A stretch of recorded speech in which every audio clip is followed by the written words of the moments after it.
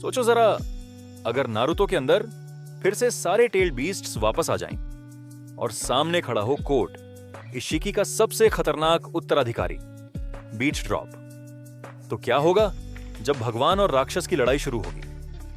सालों बाद शिनोबी दुनिया में शांति लौट आई थी, पर हर शांति के पीछे छिपा होता है एक नया युद्ध।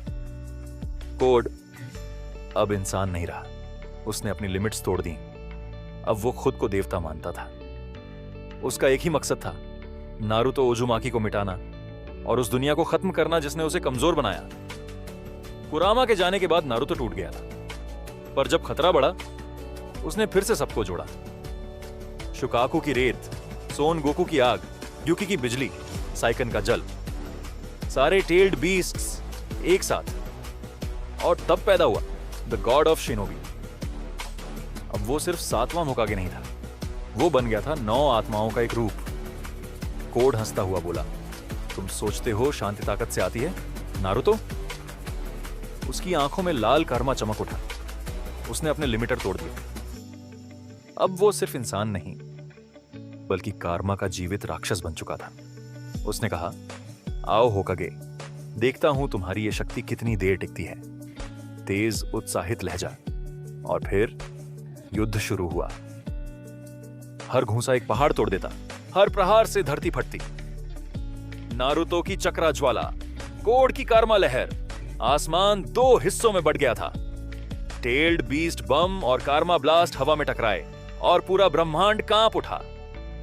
लेकिन नारुतो जानता था, अगर उसने पूरी ताकत छोड़ी तो पूरी धरती जल जाएगी। वो लड़ा सीमाओं में रहकर, क्योंकि असली ताकत जीत में नहीं, काबू में होती है। कोड चीखा, तुम जीत नहीं सकते, और उसने आखिरी वार किया। पर नारुतो ने अपनी हथेली में इकट्ठा किया सभी टेल्ड बीस्ट्स की शक्ति। रेत, जल, अग्नि, वायु, बिजली, हर तत्व, हर आत्मा एक साथ मिल गई। उसने पुकारा, रसेंगन ऑफ क्रिएशन, और पूरी शक्ति से कोड पर वार किया। प्रकाश फैल गया, और जब धुआं हटा, वहां बस नारुतो खड़ा था। युद्ध खत्म हो गया। कोड की शक्ति मिट चुकी थी और दुनिया में फिर से शांति लौट आई। पर नारुतो अब इंसान नहीं रहा। वो बन गया था उन 9 आत्माओं का रक्षक, जो सदियों तक इस धरती की रक्षा करेंगे।